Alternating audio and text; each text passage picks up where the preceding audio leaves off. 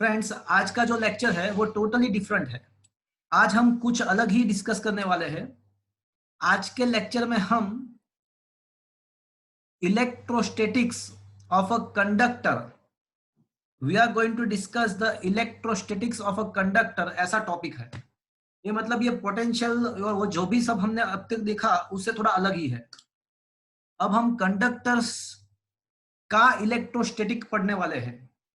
तो आज के टॉपिक में हम 4 चीज सीखने वाले हैं। मेरी बात ध्यान से सुनना फ्रेंड्स। आज का टॉपिक टोटली डिफरेंट है, उसको प्रीवियस लेक्चर्स के साथ कोई कंसर्न नहीं है। आज हम कंडक्टर का इलेक्ट्रोस्टैटिक पढ़ने वाले हैं। So in that we are going to discuss 4 particular concept. पहला जो कंसेप्ट है वो ये है कि अगर हम कोई कंडक्टर को इलेक्ट्रिक फील्ड में प्लेस करते हैं, अगर कोई कंडक्टर को इलेक्ट्रिक फील्ड में प्लेस करते हैं तो क्या क्या होता है, उसके साथ क्या होता है। कोई कंडक्टर हमारे पास है, अगर मैं उसको इलेक्ट्रिक फील्ड के अंदर प्लेस करता हूं तो उसके अंदर क्या होगा, that is the first concept. Second concept, अगर कोई कंडक्टर केविटी वाला है, मतलब अंदर से थोड़ा होलो है, अंदर थोड़ा केविटी है, बाहर से आपको दिख नहीं रहा है बट अंदर केविटी है, और ऐसे केविटी वाले कंडक्टर को अगर हम इलेक्ट्रिक फील्ड में प्लेस करते हैं तो क्या होगा, that is the second point. Number 3, अब कोई एक्सटर्नल इलेक्ट्रिक फील्ड नहीं है, खाली कंडक्टर है, और उसके ऊपर अगर हम चार्ज प्लेस करते हैं, उसके ऊपर चार्ज प्लेस करते हैं तो क्या होगा, that is the third thing. And चौथा, अगर कोई केविटी वाला कंडक्टर है, अगर कोई केविटी वाला कंडक्टर है, कोई एक्सटर्नल फील्ड नहीं है बट केविटी वाला कंडक्टर हमारे पास है, और उसके अंदर हम चार्ज प्लेस करेंगे केविटी के अंदर तो क्या होगा। तो बहुत ही इंटरेस्टिंग टॉपिक है। बच्चों, आपको अगर याद हो तो कुछ एमसीक्यूज फर्स्ट चैप्टर में मैंने दिए थे, उसमें मैंने ऐसा बोला था कि ये चैप्टर 2 के बाद हम डिस्कस करेंगे। चैप्टर 2 में आने वाला है कंडक्टर का, जो भी कंडक्टर को इलेक्ट्रिक फील्ड में रखते हैं तो क्या होता है, वो सब मैंने बोला था कि सेकंड चैप्टर में आएगा। तो ये जो टॉपिक है वो बहुत ही इंटरेस्टिंग है, और उसमें से यस सर। हाँ एग्जैक्टली तो उसमें से concept based question competitive examinations के अंदर आते हैं, बहुत सारे आते हैं। तो मैं एक बार फिर से बता देता हूं कि आज का हमारा टास्क क्या है। तो बेसिकली हम आज 4 चीज सीखेंगे। May be possible that we need to take the one more lecture, but जो इलेक्ट्रोस्टेट ऑफ कंडक्टर, कंडक्टर का जो इलेक्ट्रोस्टेट है उसमें 4 चीज हमको सीखना है। नंबर 1, अगर हम कंडक्टर को इलेक्ट्रिक फील्ड के अंदर रखते हैं तो क्या होता है। नंबर 2, केविटी वाले कंडक्टर को इलेक्ट्रिक फील्ड के अंदर रखते हैं तो क्या होता है। नंबर 3, कोई इलेक्ट्रिक फील्ड नहीं है, ओनली कंडक्टर है, तो कंडक्टर के ऊपर चार्ज प्लेस करते हैं तो उसका क्या होगा। एंड नंबर 4, अगर कोई केविटी वाला कंडक्टर है और उसके केविटी के अंदर चार्ज डालते हैं तो क्या होगा। वो 4 कंसेप्ट यहाँ पे हमको यहाँ पे डिस्कस करना है। तो मैं अभी व्हाइट बोर्ड शेयर कर रहा हूं आपके स्क्रीन पे, और हम 1 बाय 1 हर एक टॉपिक को डिस्कस करेंगे। तो सबसे पहला जो टॉपिक है वो क्या है, मुझे आप बताओ, what is the first topic we are going to discuss. तो क्या सर, करेंगे, नॉन कंडक्टर्स का भी आएगा टॉपिक? उसके बाद कंडक्टर का खत्म होने के बाद नॉन कंडक्टर का भी आएगा, वो बाद में है, वो इसके बाद का टॉपिक वही है। तो अभी राइट नाउ जो है वो इलेक्ट्रोस्टेट ऑफ कंडक्टर। अब नॉन कंडक्टर का क्या होता है वो भी हम डिस्कस करने वाले हैं नेक्स्ट ऑनवर्ड टॉपिक्स में। ओके, बट अभी क्या बोलो, मुझे ये बताओ कि फर्स्ट टॉपिक कौन सा है। अभी फर्स्ट टॉपिक का टास्क क्या है। कंडक्टर को इलेक्ट्रिक फील्ड में रखना है। परफेक्ट, कंडक्टर को अगर इलेक्ट्रिक फील्ड में रखता है तो क्या होता है। तो उसके लिए मैं व्हाइट बोर्ड शेयर कर रहा हूं, और आप with in 5 seconds you will get the white board. Okay, तो ये रहा व्हाइट बोर्ड आपके सामने। तो क्या आपके स्क्रीन पे आप व्हाइट बोर्ड दिख पा रहे हो। Yes sir. ओके, कहाँ गया,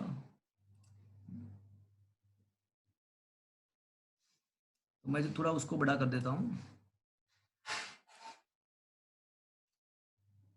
okay fine, and here it is. Okay, so now going to start. तो अब हमारे पास अज्यूम करो कि ऑलरेडी हमारे पास इलेक्ट्रिक फील्ड है और उसके अंदर मुझे कंडक्टर को रखना है। तो देखो ये रहा इलेक्ट्रिक फील्ड।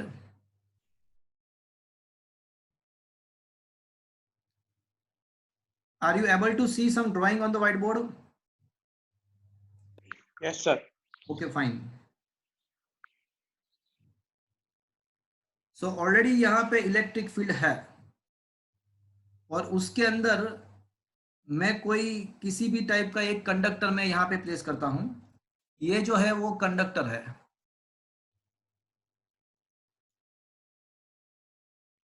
तो एक कंडक्टर को मैंने इलेक्ट्रिक फील्ड में प्लेस किया। It may be a metal, mostly conductors are made up of metal as you know. तो मुझे कोई अभी ये बताएगा कि कंडक्टर या मेटल का कॉन्फ़िगरेशन क्या होता है, उसका कंडक्टर के अंदर होता क्या, मेटल के अंदर होता क्या है, कोई बताएगा मुझे?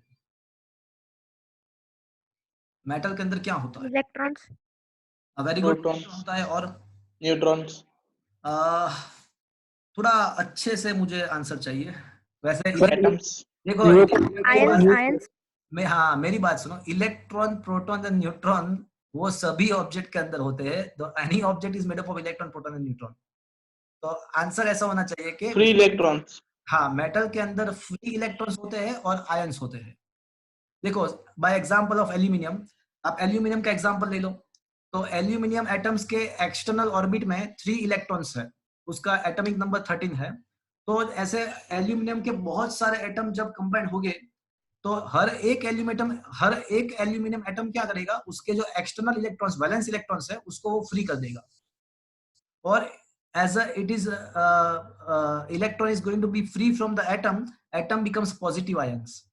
तो अब हम ऐसा कह सकते हैं कि मेटल के अंदर फ्री इलेक्ट्रॉन्स है एंड लेटाइस पॉइंट पे वाइब्रेशन करते हैं ऐसे आयंस है। Electrons are free to move inside the metal in the region between the ions. Electrons are free to move, but जो आयंस होते हैं वो उसके कुछ पर्टिकुलर पॉइंट्स होते हैं, लेटाइस पॉइंट बोलते हैं उसको, वहां पे वो वाइब्रेट करते हैं। तो ये जो इलेक्ट्रॉन है वो फ्री इलेक्ट्रॉन, ये फ्री इलेक्ट्रॉन जो वर्ड है वो शायद कभी आपको मिसगाइड करेगा। Always remember electron are free from the atoms but they are not free from the metal. अभी still it is having some force, some attractional force of the metal so that it is remaining inside the metal. No doubt they are free from the atom but they are not free from the metal, they are residing inside the metal.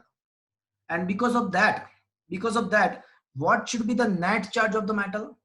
Metal के अंदर electrons भी है, positive charge मतलब positive ions भी है, तो उसका net charge क्या रहेगा? 0. तो उसका नेट चार्ज 0 हो जाएगा। अब मेटल के अंदर इलेक्ट्रॉन्स भी है, पॉजिटिव आयंस भी है, so because of that the net charge inside the metal is comes out to be 0।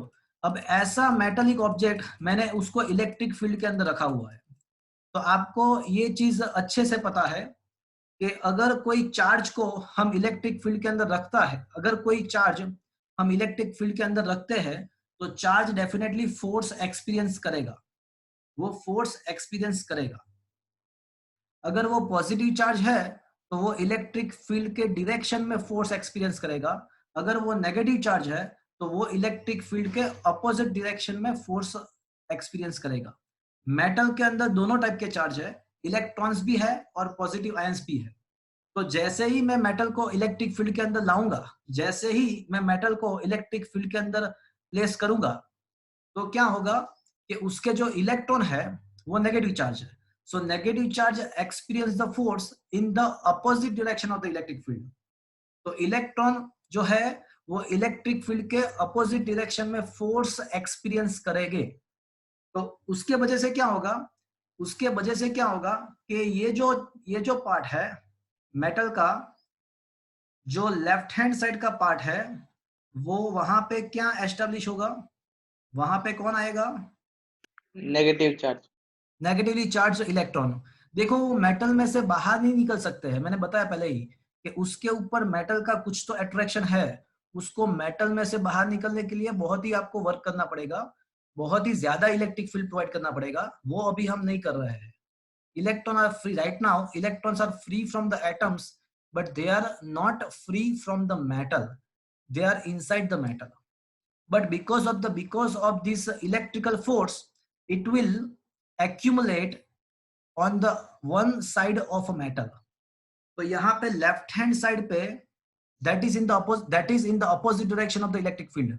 तो इलेक्ट्रिक फील्ड के अपोजिट डायरेक्शन में वहां पे नेगेटिव चार्ज्ड इलेक्ट्रॉन एस्टैब्लिश होंगे.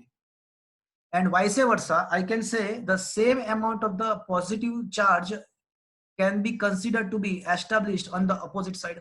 जैसे पहले पूरा मेटल न्यूट्रल था, तो अब इलेक्ट्रॉन सब एक जगह से, मतलब ये न्यूट्रल था पूरा ऑब्जेक्ट, तो उसके एक पार्ट में से इलेक्ट्रॉन पूरा एक इलेक्ट्रॉन एक एंड पे एक्यूमुलेट हो गया.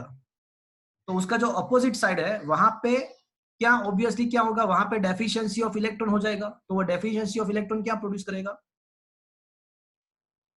न्यूट्रल था और इलेक्ट्रॉन सारे वहां से चले गए, तो वहां पे क्या रहेगा, क्या पॉजिटिव चार्ज. Positive charge.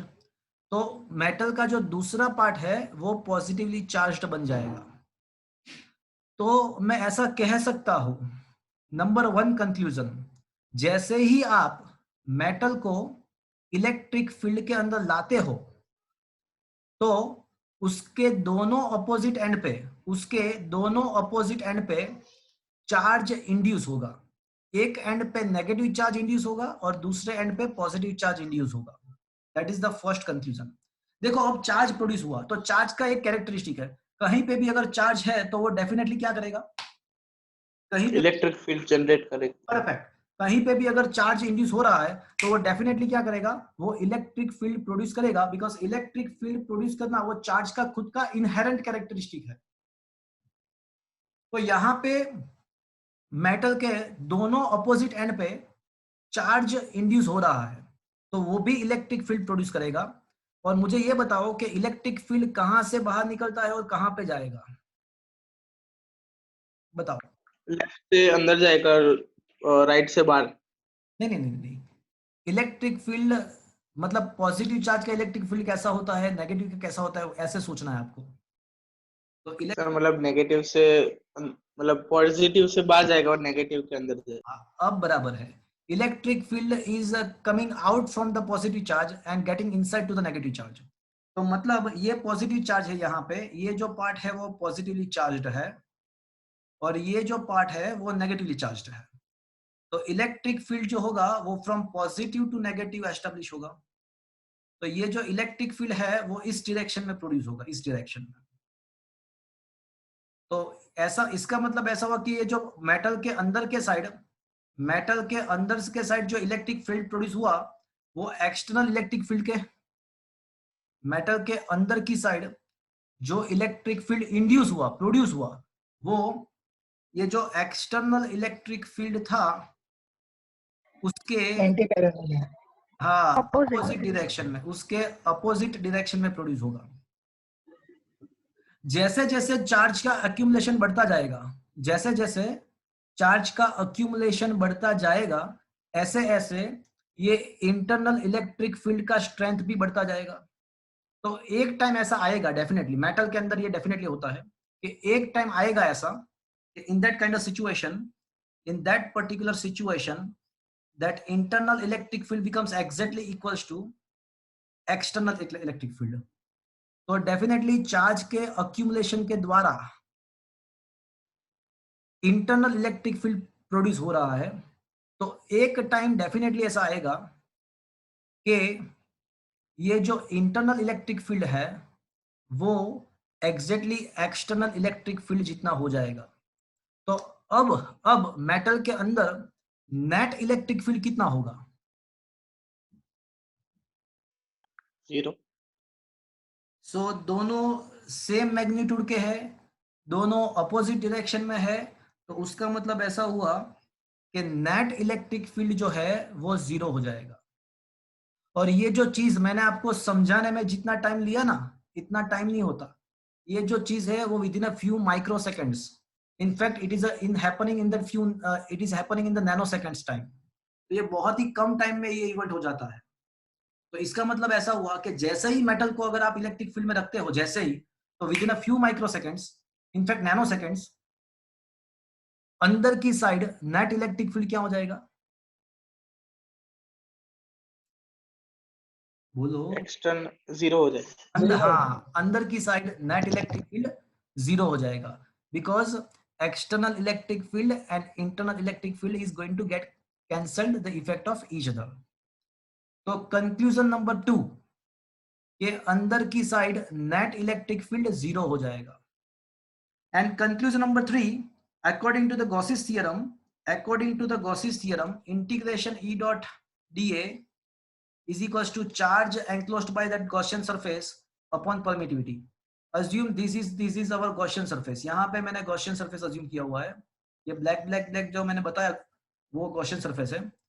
तो यहाँ पे नेट इलेक्ट्रिक फील्ड तो जीरो हो गया है, तो इसका मतलब ऐसा हुआ कि net charge inside the metal is also going to be, net charge inside the metal is also going to be zero. According to the Gauss's theorem, अगर नेट इलेक्ट्रिक फील्ड जीरो है तो वहां पे net charge enclosed by assumed Gaussian surface भी zero हो जाएगा।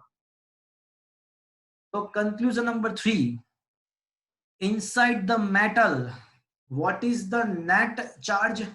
So net charge is zero. Conclusion number 4, देखो ये तो बात कंफर्म्ड है कि अंदर की तरफ रिजल्टेंट इलेक्ट्रिक फील्ड जीरो होगा, बट बाहर की तरफ सोचो, बाहर की तरफ।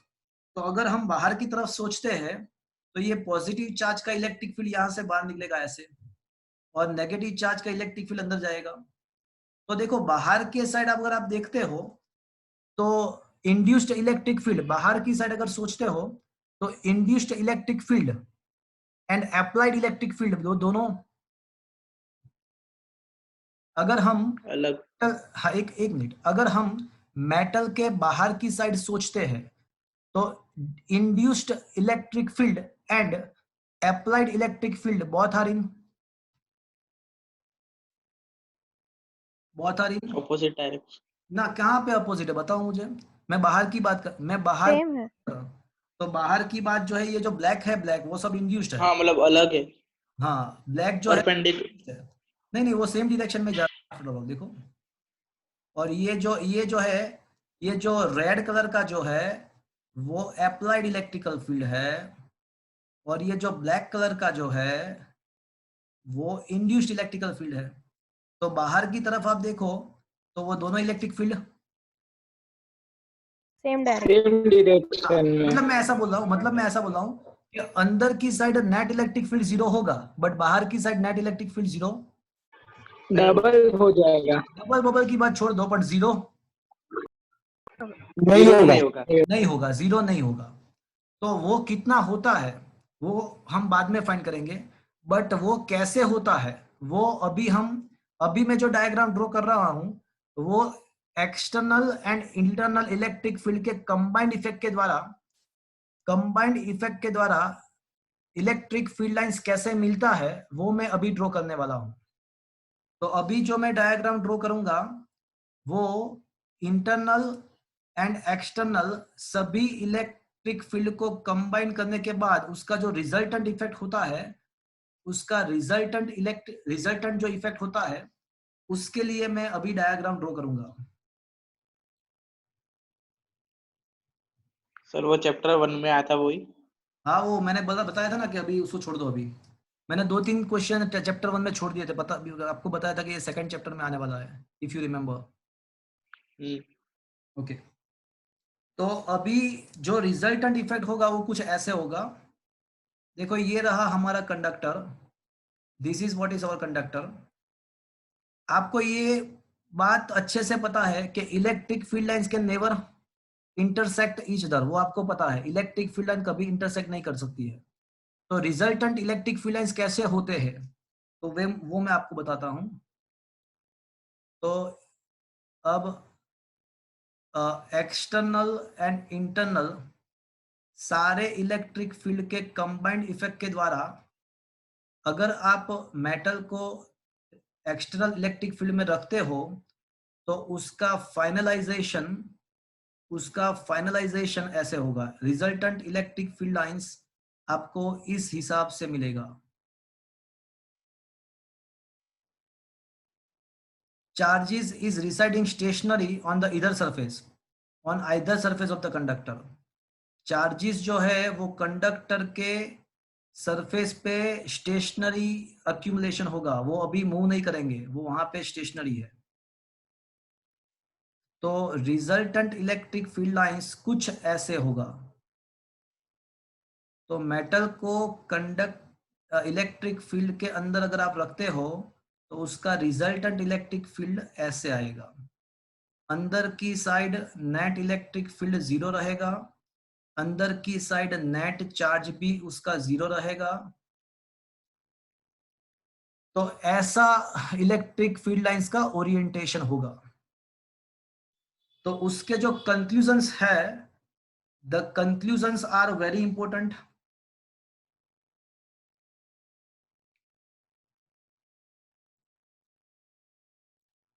सो conclusion number 1, when you placed, हाँ ये टॉपिक कौन सा है? तो टॉपिक ऐसा है कि कंडक्टर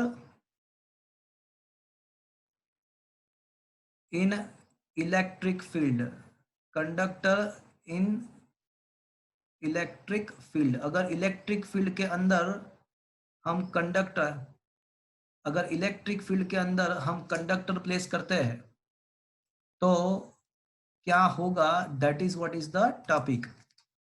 तो इलेक्ट्रिक फील्ड के अंदर कंडक्टर हम प्लेस करते हैं तो क्या होता है। तो conclusion number 1, stationery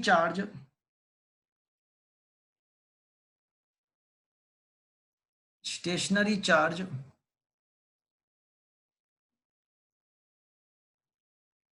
will induce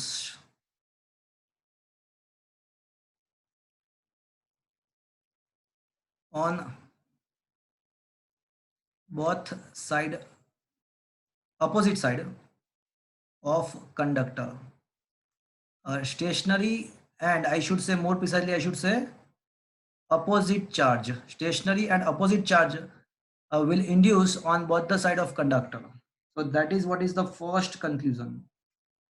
Second conclusion, दूसरा conclusion ऐसा है कि net electric field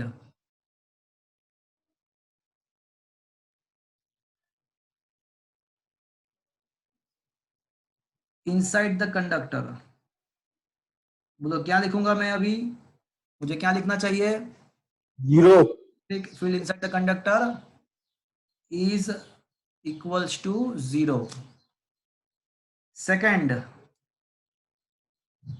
net charge inside the conductor, net charge inside the conductor वो भी क्या हो जाएगा, is equals to 0. अब सर पॉइंट, सर वैसे तो डाइपोल जैसा ही काम करेगा ना? डाइपोल में क्या होता है कि एक ही पॉइंट पे पॉजिटिव चार्ज होता है और एक ही पॉइंट पे नेगेटिव चार्ज होता है। यहाँ पे थोड़ा हम डाइपोल जैसा कह सकते हैं पर वो एग्जैक्ट डाइपोल नहीं है। डाइपोल में क्या होता है कि कोई स्पेसिफिक लोकेशन होता है, एक ही पॉइंट पॉजिटिव का होता है, एक ही पॉइंट नेगेटिव का होता है। तो यहाँ पे तो बहुत सारे पॉजिटिव एंड नेगेटिव चार्ज है। फोर्थ पॉइंट, सर मतलब इलेक्ट्रिक फील्ड कॉन्फ़िगरेशन। हाँ कह सकते हैं बट डाइपोल में क्या होता है कि डाइपोल के दो चार्ज के बीच में इलेक्ट्रिक फील्ड होता है और यहाँ पे नेट इलेक्ट्रिक हाँ फील्ड, इसमें नहीं होगा। हाँ तो outside conductor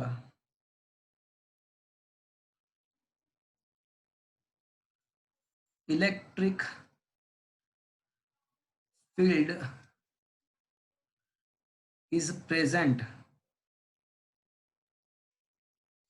and सर इसमें टॉर्क होगा? देखो टॉर्क तो कब होता है, टॉर्क तो जब फोर्स कपल प्रोड्यूस होता है ना, फोर्स कपल, मतलब two equal force and it is in the opposite direction and the lines of actions are not same, then it will produce the torque. क्या यहाँ पे ये कंडीशन सेटिस्फाई हो रहा है? नहीं होगा, तो यहाँ पे टॉर्क प्रोड्यूस होने का गुंजाइश नहीं है। If two equal force acting in the opposite direction with their line of actions are not same, then it will produce the torque। तो यहाँ पे ऐसा नहीं होगा। तो सर हाँ बोलो। सर डाइपोल में टॉर्क मतलब वो पॉइंट जो चार्जेस अपना डिस्प्लेसमेंट करते थे, तो इसमें भी मेटल तो भले ही ना करे बट उसके अंदर के जो चार्जेस है वो तो डिस्प्लेस होगी, मतलब हाँ वो हो जैसे गया ना, इसीलिए तो वो पूरा डिस्प्लेसमेंट तो मैंने बताया आपको, वही तो मैंने बताया, ये पूरी थ्योरी उसके इसके लिए तो है। तो इसी वजह से तो एक साइड पूरा नेगेटिवली चार्ज होता है, एक साइड पूरा पॉजिटिवली चार्ज, इसी के वजह तो होता है। अब ये होने के बाद पूरा डिस्प्लेसमेंट खत्म हो जाएगा, उसके बाद कोई डिस्प्लेसमेंट नहीं होगा। ये होने के बाद कुछ भी नहीं होगा, बिकॉज नेट इलेक्ट्रिक फील्ड अंदर जीरो हो गया है। And net electric field zero हो गया तो उसका मतलब क्या, चार्ज के ऊपर नेट फोर्स भी अभी जीरो रहेगा। तो once the metal achieves this state, after that the motion of the charge inside the metal will going to be stop. और फाइनली क्या होगा, फाइनली उसके एक सरफेस पे पॉजिटिव चार्ज एक्यूमुलेट होगा और दूसरे सरफेस पे स्टेशनरी नेगेटिव चार्ज एक्यूमुलेट होगा। तो ये पूरा होने के बाद ही हमको मिला है, और उसके बाद मैं उसके कंक्लूजन लिख रहा हूं। Is that clear to you yes sir, Tanish? Yes sir. Okay, so outside the conductor electric field is present and it is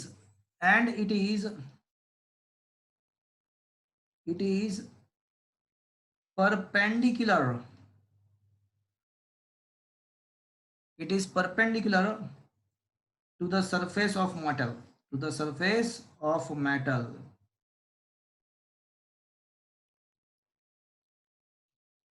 देखो आप देख सकते हो कि बाहर के साइड, आप ध्यान से देखो, मैं आपको यहाँ पे बता रहा हूँ, देखो ये देखो ध्यान से, तो ये पूरी जो जगह है यहाँ पे देखो, तो ये जो पूरा रीजन है यहाँ पे और यहाँ पे, तो वहां पे जो इलेक्ट्रिक फील्ड है उसका कैसा, मतलब उसका देखो अब वो कैसे बाहर निकल रहा है, देखो तो आप कोई भी पॉइंट ले लो, तो वहां पे जो इलेक्ट्रिक फील्ड है वो परपेंडिकुलर ही चाहे शायद वो आइदर वो अंदर जाएगा और आइदर वहां से बाहर निकलेगा। नेगेटिव चार्ज है तो परपेंडिकुलरली एंटर होगा मेटल में, एंड अगर पॉजिटिव चार्ज है तो वो परपेंडिकुलरली मेटल में से बाहर निकलेगा। ये इलेक्ट्रिक फील्ड परपेंडिकुलर ही होना चाहिए। पूछो क्यों? ये क्यों? बिकॉज सोचो कि अगर वो परपेंडिकुलर नहीं है, सरफेस के परपेंडिकुलर नहीं है, तो क्या होगा कि उसके दो कंपोनेंट मिलेंगे।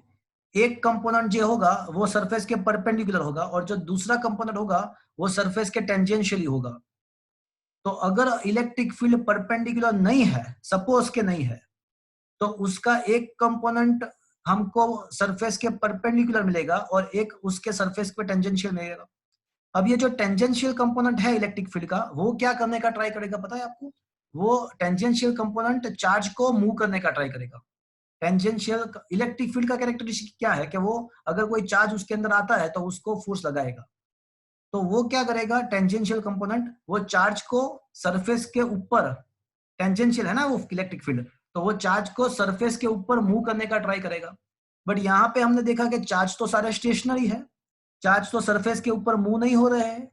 उसका मतलब कि चार्ज को कोई सरफेस के ऊपर मूव होने के लिए कोई फोर्स एक्सपीरियंस नहीं हो रहा है।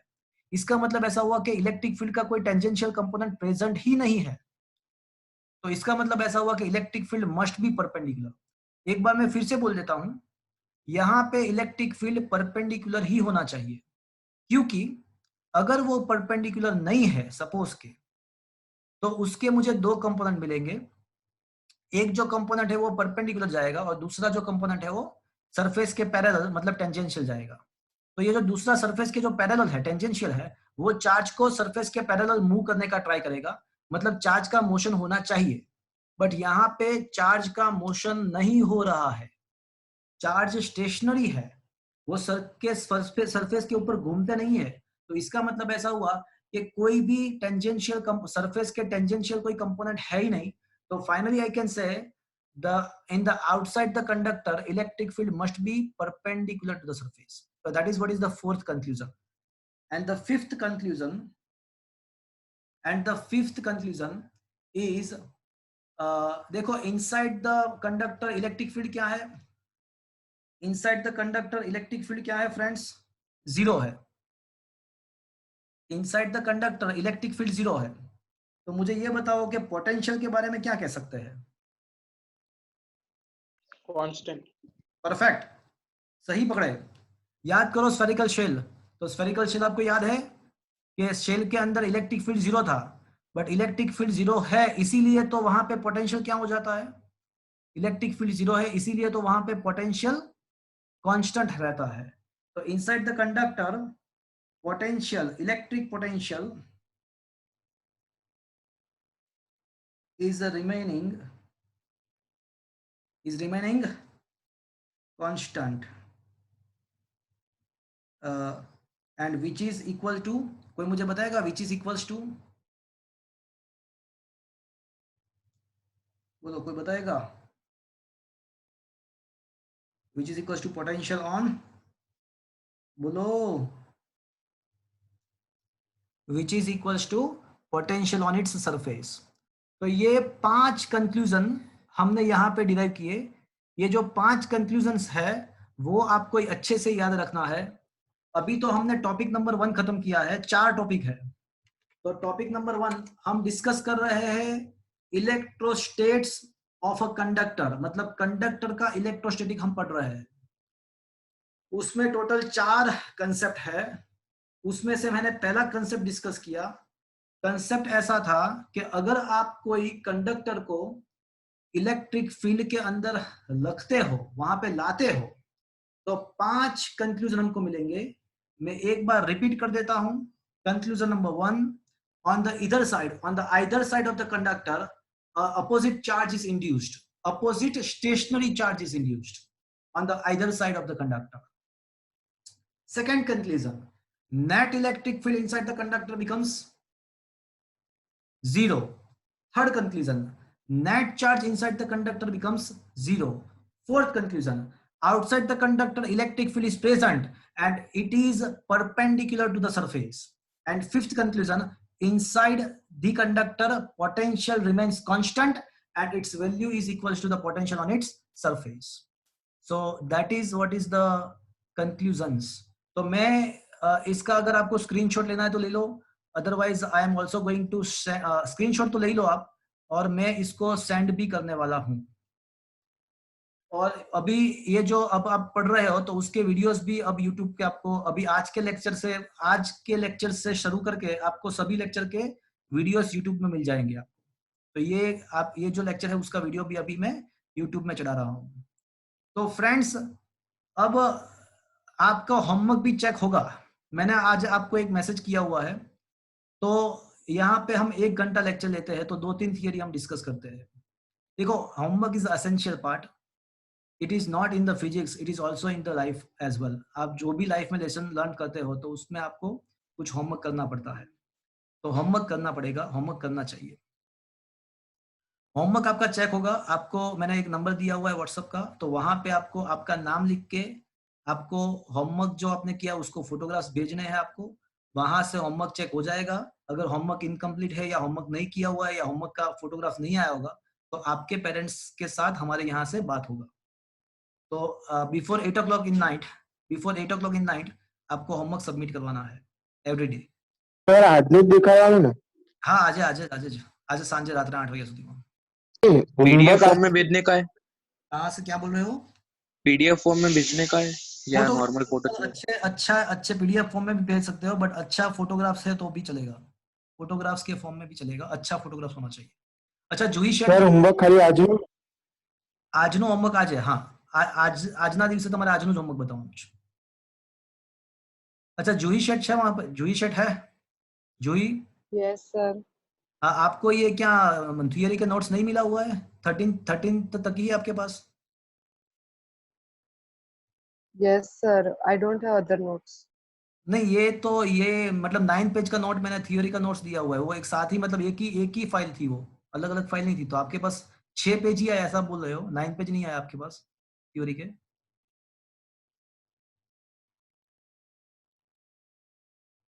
Okay I got the picture of last lecture.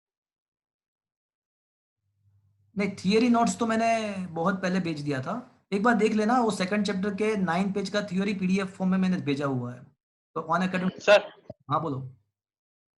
Sir numerical की नोट्स दो ना।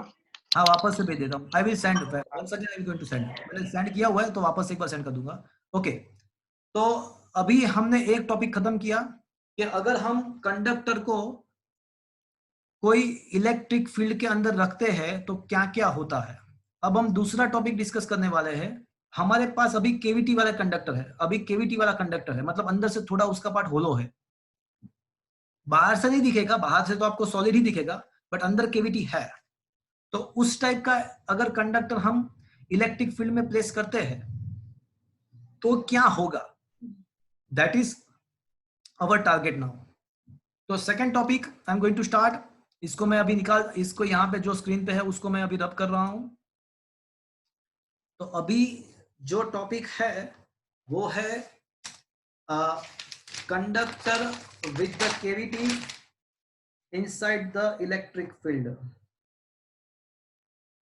तो अभी जो टॉपिक हम डिस्कस करने वाले हैं वो है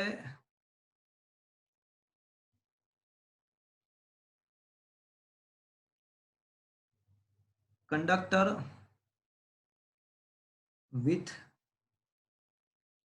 cavity inside electric field. Okay,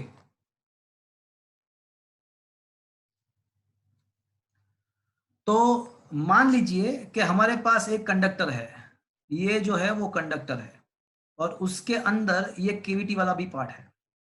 तो ये जो है वो केविटी है, यहाँ पे केविटी है, और ये जो पार्ट है, ये जो पार्ट है वो मटेरियल, कंडक्टर का मटेरियल पार्ट है, ये कंडक्टर का मटेरियल पार्ट है और ये केविटी है।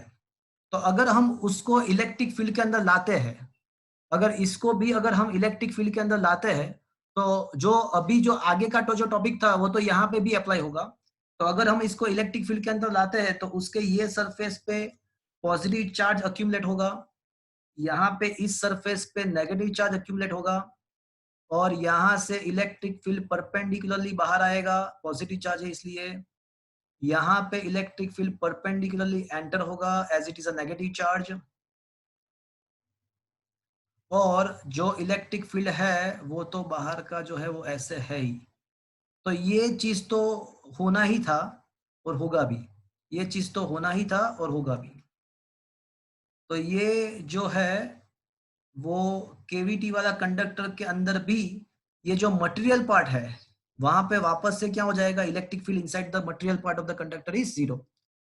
तो यहाँ पे भी वो सब कुछ चीज है वैसे ही अप्लाई होगा, बट यहाँ पे नया क्या है, क्या नया क्या है यहाँ पे, मुझे बताओ कौन सा चीज नया है यहाँ पे? केविटी। केवीटी नया है। तो अब हमारे माइंड में क्वेश्चन ऐसा होना चाहिए कि ये केवीटी का क्या होगा, मतलब वहां पे देखो मटेरियल मेटल पार्ट जो है, मटेरियल पार्ट के अंदर तो इलेक्ट्रिक फील्ड 0 हो गया, बट यहाँ पे तो स्पेस है, एयर है या स्पेस है, तो वहां पे क्या मुझे इलेक्ट्रिक फील्ड लाइन शो करना होगा या नहीं करना होगा? देखो यहाँ पे बाहर के साइड इलेक्ट्रिक फील्ड लाइंस है, electric field is non zero, यहाँ पे भी electric field is non zero, but यहाँ पे इलेक्ट्रिक फील्ड 0 है। तो यहाँ पे केविटी के अंदर क्या होगा, इलेक्ट्रिक फील्ड 0 होगा या नहीं होगा? तो फ्रेंड्स उसके लिए मैं आपको बताऊं कि यहाँ पे एक गॉसियन क्लोज सरफेस का अजम्पशन करो केविटी के आसपास, केविटी के आसपास एक गॉसियन सरफेस का अजम्पशन करो। तो अगर आप केविटी के आसपास गॉसियन सरफेस का अजम्पशन करते हो, नहीं होगा ये नहीं होगा। तो केविटी के आसपास अगर आप गॉसियन सरफेस का अजम्पशन करते हो तो वो गॉसियन सरफेस के द्वारा यहाँ पे केविटी के एकदम नजदीक मैं यहाँ पे एक गॉसियन सरफेस अज्यूम कर रहा हूँ। तो कोई मुझे बताएगा कि ये गॉसियन सरफेस के द्वारा कितना चार्ज एंक्लोज हो रहा है? What is the charge enclosed by this Gaussian surface? zero.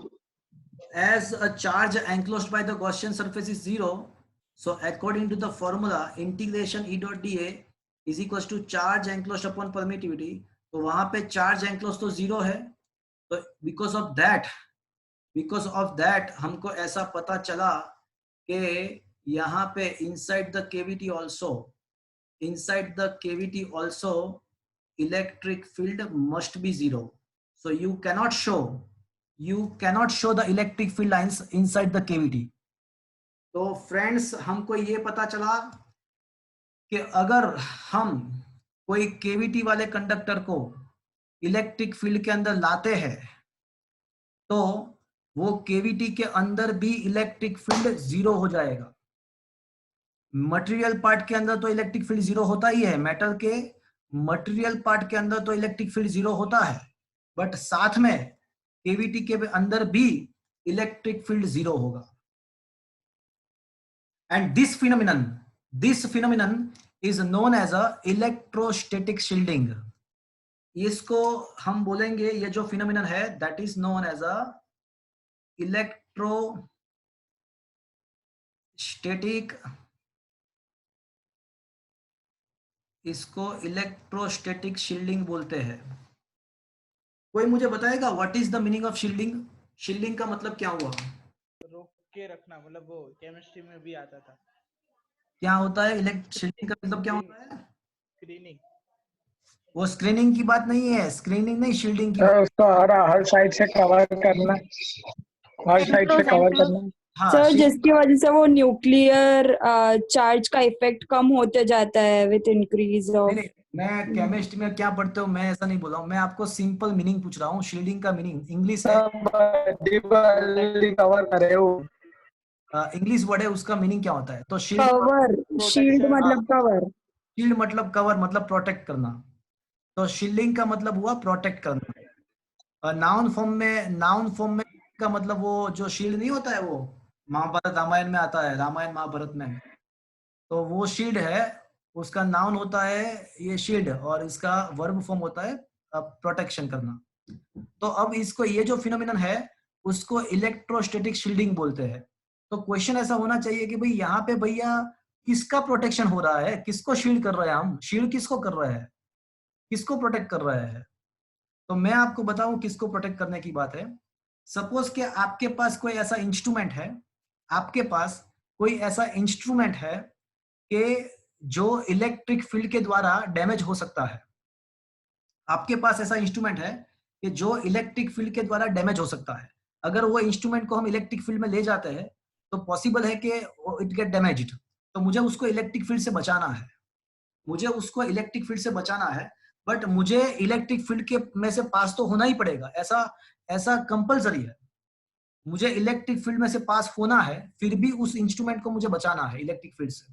तो मैं क्या करूंगा पता है? मैं एक सिंपल चीज करूंगा, मैं एक मेटल का एक बॉक्स लूंगा, पूरे मेटल का एक बॉक्स लूंगा। तो मैं क्या करूंगा कि वो पेन, मतलब वो भी जो भी इंस्ट्रूमेंट है वो बॉक्स के अंदर में रख दूंगा और बॉक्स को बंद कर दूंगा। तो कैन आई से now this instrument is inside the cavity of the metal? मैंने क्या किया कि उसको मैंने बॉक्स के अंदर रख दिया और बॉक्स को मैंने बंद कर दिया। तो मतलब वो जो इंस्ट्रूमेंट है वो मेटल के केविटी के अंदर चला गया। अब आप चाहे उसको इलेक्ट्रिक फील्ड में कहीं पे भी घुमाओ, but inside the cavity electric field always क्या रहता है? जीरो ही रहता है। मतलब ये जो इंस्ट्रूमेंट प्रोटेक्टेड है रैम सर। हाँ, क्या बोल रहे हो आप? Set like inside cavity protected है रैम। हाँ डेफिनेटली, वही तो मैं बात कर रहा हूँ। हमने क्या यहाँ पे प्रूव किया कि अगर कोई केविटी वाले मेटल को इलेक्ट्रिक फील्ड में अगर लाते हो तो उसके केविटी के अंदर भी इलेक्ट्रिक फील्ड जीरो हो जाता है। वही तो हमने प्रूव किया। मतलब ऐसा हुआ कि केविटी के अंदर कोई इलेक्ट्रिक फील्ड नहीं है, तो वहां पे आप जो भी रखोगे तो उसके ऊपर कोई इलेक्ट्रिक फोर्स लगेगा नहीं, उसके वहां पे कोई इलेक्ट्रिक फील्ड ही नहीं है। तो it will get protected against the electric field, and that is why this phenomenon is known as a electrostatic shielding. तो क्या ये टॉपिक आपको पूरा समझ में आया? ये इलेक्ट्रोस्टैटिक शील्डिंग का क्वेश्चन सीबीएसई के बोर्ड के एग्जाम में 2-3 बार पूछा हुआ है। तो is it clear everybody what is fielding and how it work? क्या ये चीज समझ आया friends? Sir electric field zero है या नेट इलेक्ट्रिक फील्ड जीरो है? क्योंकि ये केस प्रीवियस आपने जो दिखाया वो मेटल कंडक्टर, उसमें भी वैसे ही होता है ना, देखो अंदर भी नेट की, इलेक्ट्रिक मैं जब ऐसा बोलता हूँ ना इलेक्ट्रिक फील्ड, तो automatically it is taken for the granted that a net electric field. मैं जब भी ऐसा बोलता हूँ कि इलेक्ट्रिक फील्ड, तो वो ऑटोमेटिकली उसका मीनिंग ऐसा हुआ कि वहां पे नेट इलेक्ट्रिक फील्ड की ही मैं बात कर रहा हूँ। सर मतलब जो हमने प्रीवियस में हम्म, जो एग्जांपल लिया था उसमें भी इलेक्ट्रोस्टैटिक शील्डिंग होगा ना? बट भैया वो पूरा सॉलिड मटेरियल था, तो आप कहाँ पे डालोगे वो इंस्ट्रूमेंट को, कहाँ पे डालोगे? वो पूरा सॉलिड मेटल था, तो इंस्ट्रूमेंट को कहाँ पे डालोगे आप? क्या आप बोल रहा हूँ, समझ में आ रहा है आपको? Yes sir, but electric field तो जीरो होगी ना अंदर। नहीं, पर वो शील्डिंग किसका करेगा? वो कोई चीज को वहां पे डाल ही नहीं सकते हो, तो उसका प्रोटेक्शन कैसे होगा? उसको डालना तो पड़ेगा ना उसके अंदर। वो भी है। हाँ, तो भी नहीं, तो वही तो है, इसीलिए तो इसको इलेक्ट्रिक शील्डिंग बोलते हैं, उसको नहीं बोलते। Is that clear? Okay sir. हाँ, हाँ सर। तो ये है ना, ये सेकंड टॉपिक खत्म हुआ। हम डिस्कस कर रहे हैं इलेक्ट्रोस्टेट ऑफ कंडक्टर, और उसके दो टॉपिक हमने डिस्कस किए। एक टॉपिक जो था वो कंडक्टर को इलेक्ट्रिक फील्ड में रखते हैं तो क्या होता है, और दूसरा जो टॉपिक था वो केवीटी वाले कंडक्टर को अगर इलेक्ट्रिक फील्ड में रखते हैं तो क्या होता है। तो ये दो टॉपिक हमने डिस्कस किया। अब मैं यहाँ पे तीसरा टॉपिक, इसी ट्रैक पे मैं अब तीसरा टॉपिक लेने वाला हूं। तो topic number third is, in the absence of any external electric field, what happen when we put a charge, on the surface of the conductor, मतलब अभी जो दो टॉपिक है उसमें कोई एक्सटर्नल इलेक्ट्रिक फील्ड नहीं आने वाला है। दो टॉपिक जो हमने डिस्कस किए उसमें इलेक्ट्रिक फील्ड था एक्सटर्नली, अब कोई एक्सटर्नल इलेक्ट्रिक फील्ड नहीं है। अब सिंपल सा एक कंडक्टर है आपके पास और उसके ऊपर आपको चार्ज रखना है, तो अब क्या होगा वो हम डिस्कस करेंगे। तो क्वेश्चन ऐसा है कि in the absence of external electric field what happen when we put a charge on the conductor. तो देखो यहाँ पे एक कंडक्टर हमारे पास है, एक कंडक्टर ऑलरेडी हमारे पास है, और अब मैं वो कंडक्टर के ऊपर चार्ज प्लेस करने वाला हूं। बट उसके पहले मैं कुछ आपको बताऊंगा। देखो ये रहा हमारा कंडक्टर। अब मेरी बात ध्यान से सुनना, यहाँ पे बहुत नजदीक में मैं एक गॉसियन क्लोज्ड सरफेस का अजम्पशन करूंगा, very near to the surface of the conductor. Conductor के सरफेस के एकदम नजदीक, ये नेगेटिव चार्ज नहीं है, डॉट डॉट डॉट लाइन जो है वो नेगेटिव चार्ज शो नहीं कर रहा है, वो गॉसियन क्लोज सरफेस के लिए मैं ड्रॉ कर रहा हूं। तो कंडक्टर के बहुत ही नजदीक मैं एक गॉसियन सरफेस का अजम्पशन कर रहा हूं, अज्यूम कर रहा हूं। अब कोई मुझे बताएगा कि ये जो गॉसियन सरफेस है उसके द्वारा कितना चार्ज एंक्लोज हो रहा है। What is the charge enclosed by this Gaussian surface? Sir charge दिख ही नहीं रहा। हाँ, नहीं कंडक्टर तो है ना, कंडक्टर के अंदर क्या होता है? हाँ तो जीरो। कंडक्टर के अंदर इलेक्ट्रॉन्स होते हैं, पॉजिटिव आयंस होते हैं। तो मैंने सरफेस के बहुत ही नजदीक एक गॉसियन सरफेस अज्यूम किया, तो अंदर की साइड पॉजिटिव चार्ज आयंस भी है एंड नेगेटिवली चार्ज इलेक्ट्रॉन भी है। तो नेट चार्ज कितना होगा? जीरो। तो नेट चार्ज होगा जीरो होगा। And according to the Gauss's theorem, अगर नेट चार्ज जीरो है तो अंदर के साइड नेट इलेक्ट्रिक फील्ड भी जीरो होगा। तो मतलब क्या हुआ कि चाहे कंडक्टर एक्सटर्नल इलेक्ट्रिक फील्ड में है या नहीं है, चाहे कंडक्टर को आप एक्सटर्नल इलेक्ट्रिक फील्ड में रखते हो या एक्सटर्नल इलेक्ट्रिक फील्ड प्रेजेंट नहीं है, बट ये दोनों सरकमस्टेंसेस में कंडक्टर के अंदर तो इलेक्ट्रिक फील्ड ऑलवेज जीरो ही रहता है।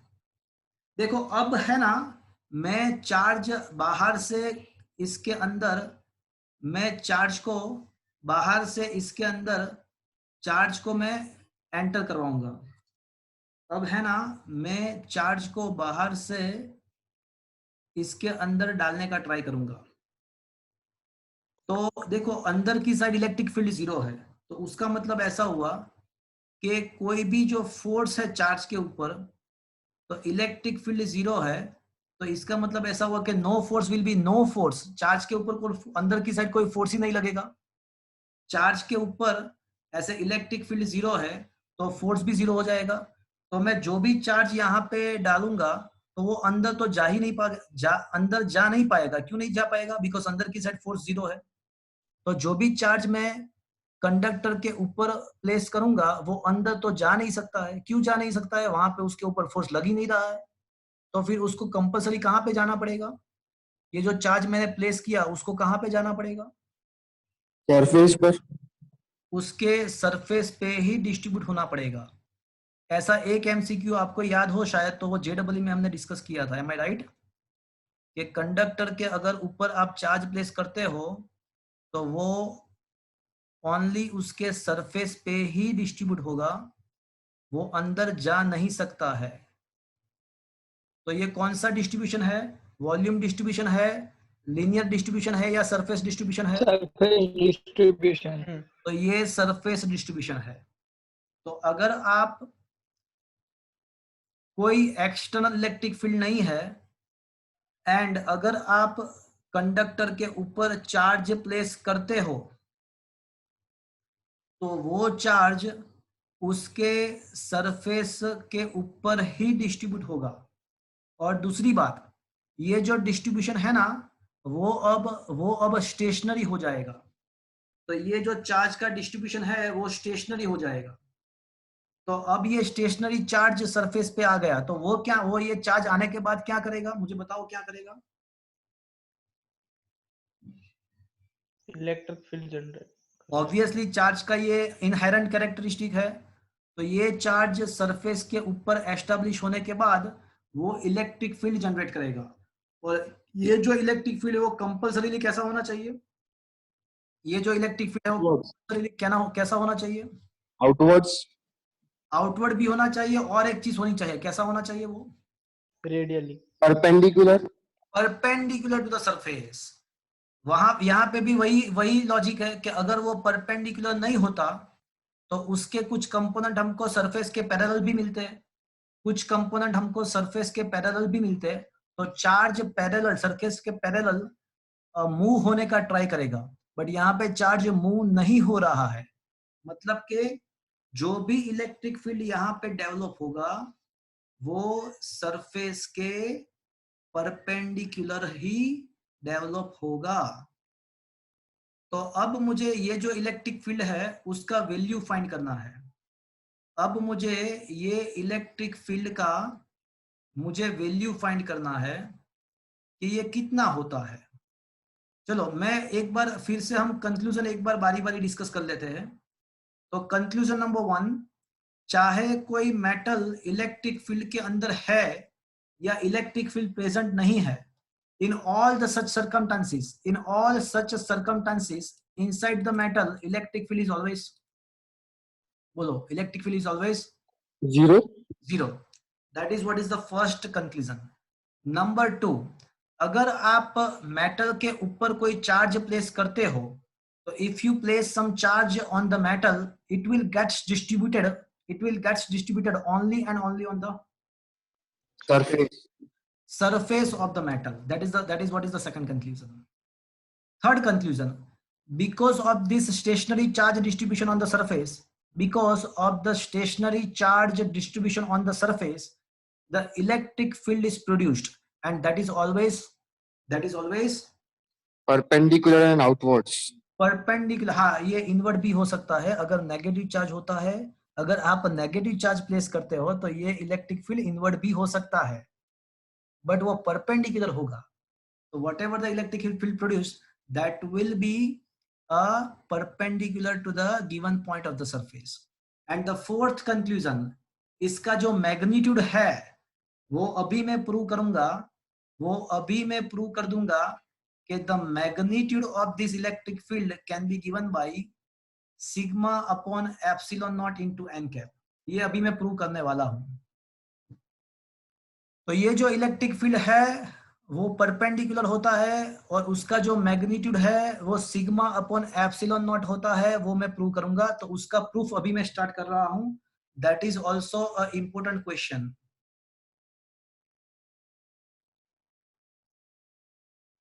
ओके, तो फ्रेंड्स इलेक्ट्रिक फील्ड कितना है उसको प्रूव करने के लिए, इलेक्ट्रिक फील्ड कितना है उसको प्रूव करने के लिए मैं एक गॉसियन सरफेस पिल बॉक्स, एक पिल बॉक्स जैसा गॉसियन सरफेस यहाँ पे मैं बता रहा हूं, जिसका आधा पार्ट मेटल के अंदर है एंड आधा पार्ट मेटल के बाहर की साइड है। तो ऐसा मैंने एक गॉसियन सरफेस अज्यूम किया हुआ है। ये जो ब्लू कलर का आप छोटा सा स्फीयर, छोटा सा सिलेंडर देख रहे हो ना आप, ब्लू कलर का छोटा सा सिलेंडर, वो हमारा गॉसियन क्लोज सरफेस है, वो इमेजिनरी है, वो मैंने अज्यूम किया हुआ है। तो जैसे ही हमारे पास गॉसियन सरफेस है तो डेफिनेटली हम क्या कर पाएंगे, गॉसियन सरफेस अगर हमारे पास है तो हम क्या कर पाएंगे, Gauss theorem. Gauss theorem apply. so we can apply the Gauss theorem. So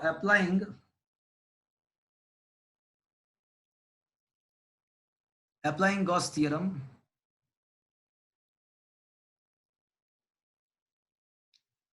तो integration E dot dA is equals to charge enclosed by Gaussian closed surface upon permittivity।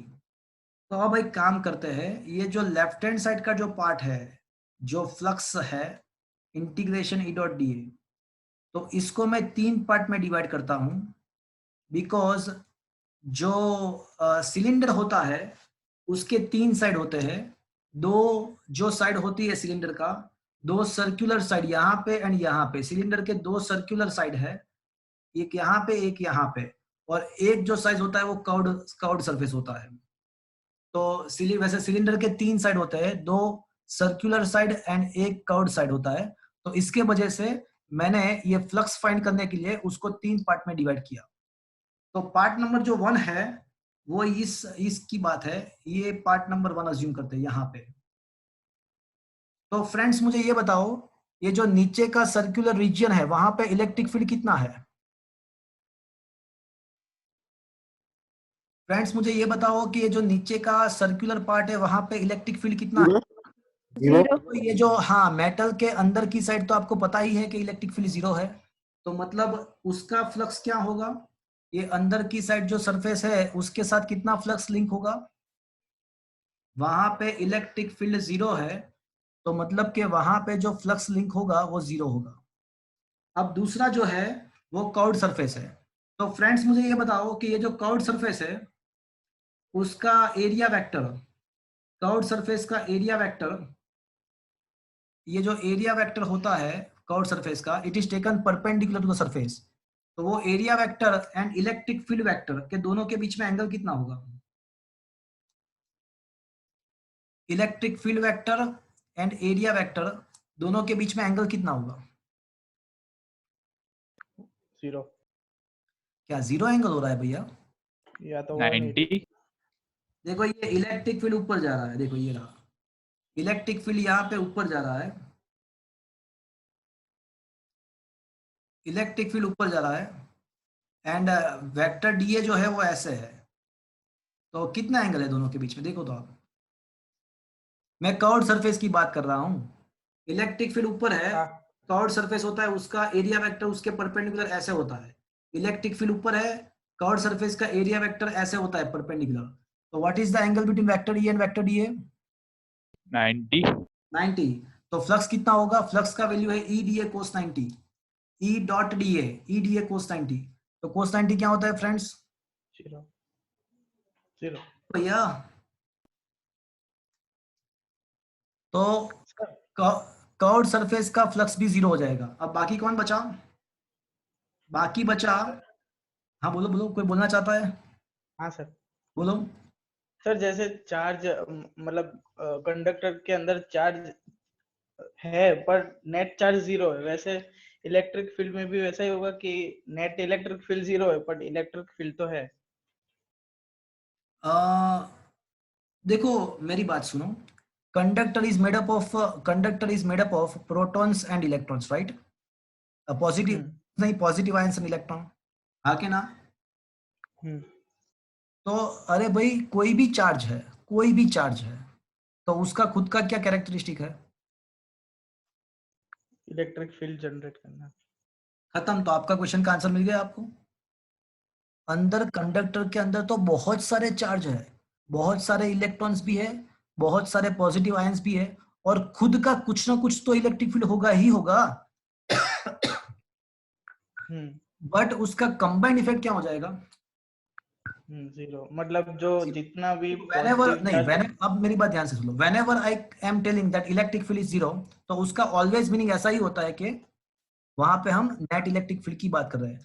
And effectively वही हमारे लिए काम का है।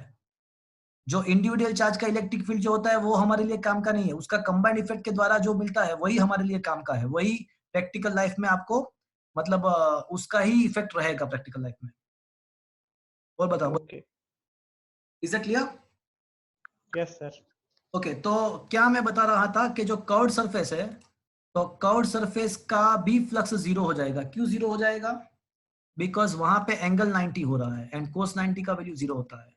तो according to the definition of flux इसका भी 0 हो जाएगा। अब कौन बाकी बचा? अब कौन बचा? 5 3 अब बचा ये ऊपर का पार्ट।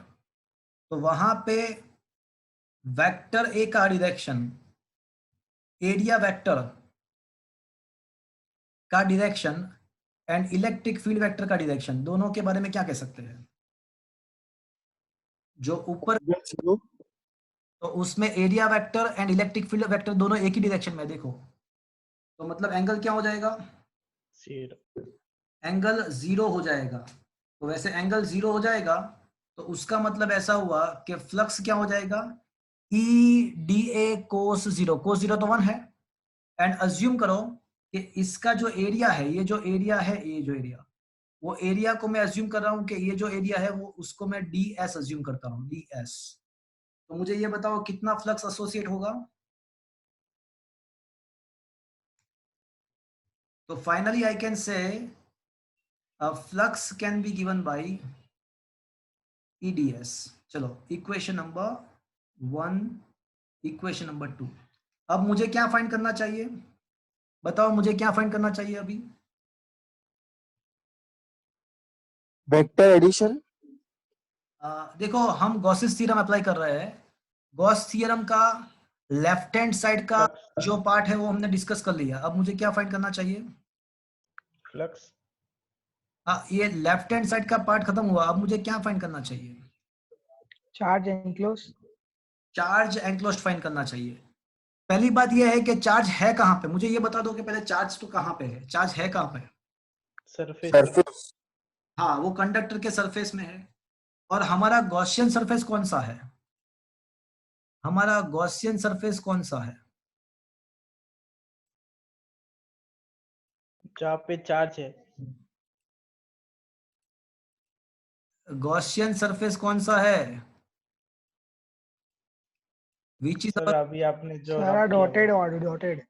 नहीं नहीं नहीं, ये जो गॉसियन सरफेस जो है वो जो ब्लू वाला है ना पिल बॉक्स, ये जो ब्लू वाला जो पिल बॉक्स है दैट अरे हाँ गॉसियन सरफेस। ब्लू वाला जो पिल बॉक्स है वो हमारा गॉसियन सरफेस है। तो वो गॉसियन सरफेस के द्वारा क्या कोई चार्ज एनक्लोज हो रहा है? हाँ सर। हाँ हो रहा है। कहाँ पे हो रहा है? तो मैं बताऊँ आपको कहाँ पे हो रहा है। ये चार्ज कुछ तो एनक्लोज हो रहा है, और कहाँ पे हो रहा है वो भी मैं आपको बता दूं। कि ये जो चार्ज है वो कितने रीजन में एंक्लोज हो रहा है। तो देखो इतना यहाँ पे जो रीजन है, इतना देखा आपने, ये जो मैंने पिंक बताया हुआ है, तो ये जो पार्ट है, वैसे चार्ज तो पूरे कंडक्टर के सरफेस के ऊपर है, चार्ज तो पूरे कंडक्टर के सरफेस के ऊपर है, बट ये सरफेस का इतना जो पार्ट है, ये इतना पार्ट, तो ये जो पार्ट है वो हमारे गॉसियन सरफेस के अंदर से पास हो रहा है, तो कुछ तो चार्ज एंक्लोज्ड है। और मुझे ये भी पता है कि अगर इसका एरिया ds है, अगर ये ऊपर का एरिया मैंने ds अज्यूम किया हुआ है, तो इसका एरिया भी मुझे क्या अज्यूम करना पड़ेगा, ds ही अज्यूम करना पड़ेगा। तो मुझे ये बताओ कि कितना चार्ज एंक्लोज होगा। EDS हाँ, assuming that the surface charge density जो है वो सिग्मा है, ऐसा अज्यूम कर लेते हैं। अगर सरफेस चार्ज डेंसिटी सिग्मा है ऐसा अज्यूम कर ले, तो कितना चार्ज एंक्लोज होगा फ्रेंड्स, बताओ। Sigma ds sigma ds upon epsilon not नहीं, अभी तो अपन चार्ज सिग्मा ds खा ले। हाँ, सिग्मा ds तो चार्ज जो एंक्लोज होगा वो सिग्मा इंटू ds होगा, इक्वेशन नंबर 2। तो अब ये दोनों इक्वेशन नंबर 3, अब इक्वेशन 2 एंड 3 को इक्वेशन 1 में सब्स्टिट्यूट करते हैं, तो लेफ्ट हैंड साइड हम लिखेंगे EDS एंड राइट साइड हम लिखेंगे sigma ds upon epsilon naught. तो ये जो ds है गेट कैंसल्ड, तो इसके वजह से हम कह सकते हैं कि इलेक्ट्रिक फील्ड जो है वो सिग्मा अपॉन एप्सिलॉन नॉट जितना है। तो finally friends, the value of the electric field का जो वैल्यू है वो सिग्मा अपॉन एप्सिलॉन नॉट है। अगर हम इसको वेक्टर फॉर्म में लिखने का ट्राई करेंगे,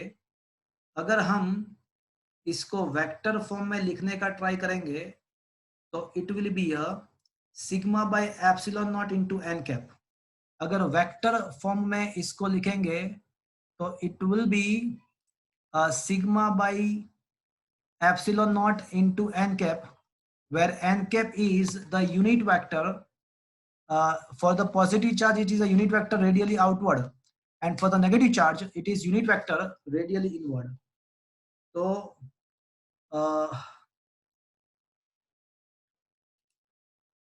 finally I can say this is the formula of the electric field on the surface of the charged conductor.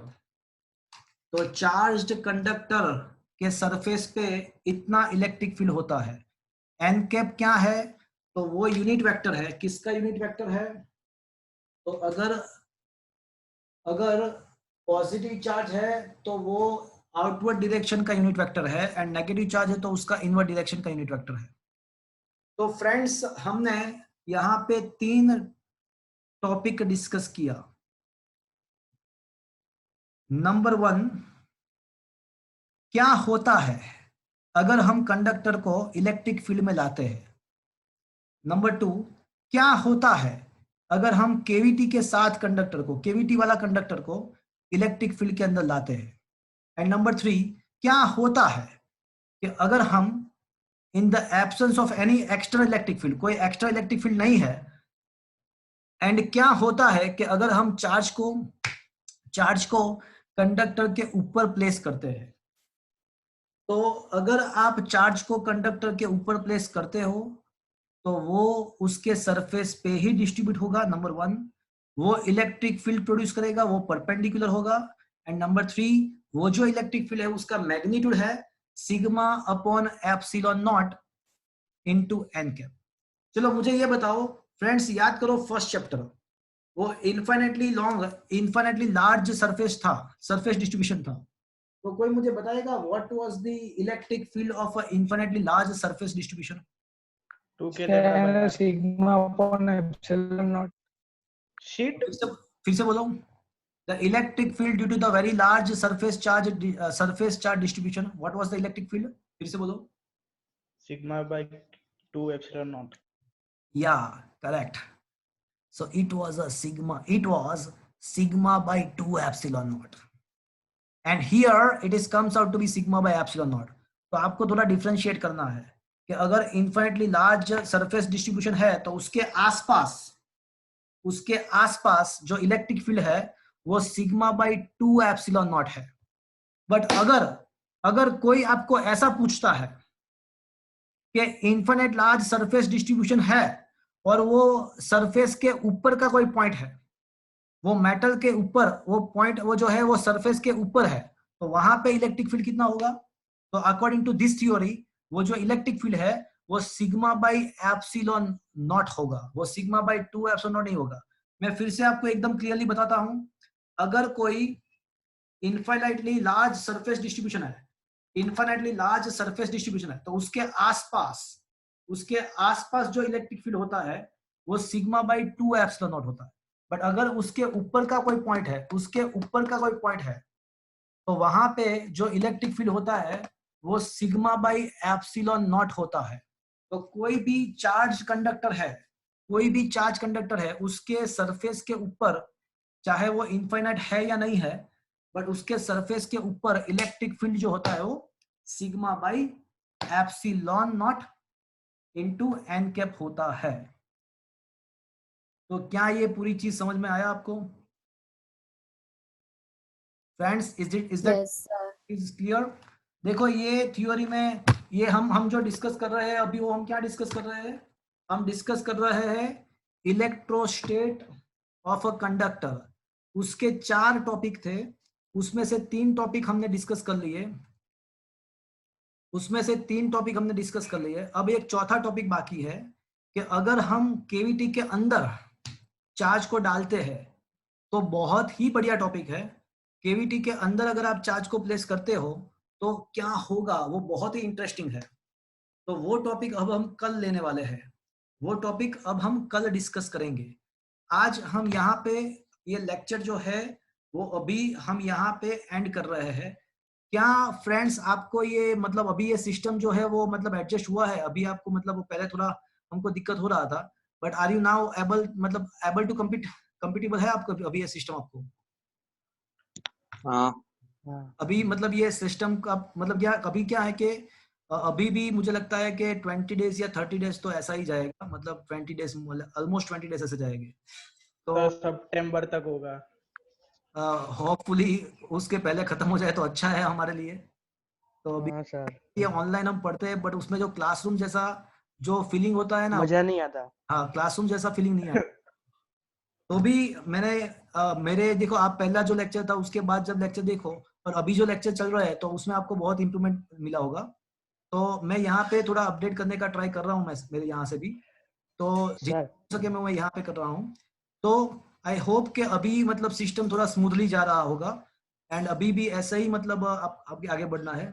आपके होमवर्क भी चेक हो गए, पेपर भी चेक होगा। तो होमवर्क का मैंने आज से वो एस्टेब्लिश कर दिया सिस्टम। तो आपको होमवर्क भेजना है व्हाट्सएप पे, मुझे मत भेजना, वो भेजना है आपको रोहित भाई को। वो होमवर्क चेक करेंगे आपका और वापस से अगर कुछ कम होगा या नहीं किया होगा तो आपको कॉल भी आएगा आपके। सर होमवर्क व्हाट्सएप पे भेज देना। हाँ होमवर्क में everyday I am going to send you the homework. Homework क्या है वो मैं आपको दे दूंगा। और मैं ये सेकंड चैप्टर के थियरी का नोट्स एंड न्यूमेरिकल का नोट्स वापस से सेंड कर रहा हूँ अगर किसी को नहीं मिला है तो यहाँ पे सर हाँ बोलो। आपने प्रीमियर ले लिया है? हाँ ये जूम का मैंने अभी ले लिया प्रीमियम। तो इसमें थोड़ा ऐसा है कि थोड़े जो रिस्ट्रिक्शन थे वो 40 मिनट का वो निकल गया है और थोड़ा मतलब ये कंजक्शन प्रॉब्लम भी थोड़ा यहाँ पे सॉल्व आउट हुआ है। ये प्रीमियम ले लिया मैंने, ये सही बात है। हाँ वही સર આજનું નેટ મસ્ત હતું, કે એક વખત લેગ નહીં થયું. હા એટલે હવે છે ને કાલે જ હજી મેં લીધું આવડું આ, એટલે હવે પ્રોબેબલી તમને આવા જ લેક્ચર મળશે મોસ્ટલી અને that is why now and onwards I am also going to send my videos on the YouTube as well. YouTube भी चैनल में भी आपको ये वीडियोस मिलेंगे अभी। तो यहाँ पे मैं अभी लेक्चर खत्म कर रहा हूँ। ओके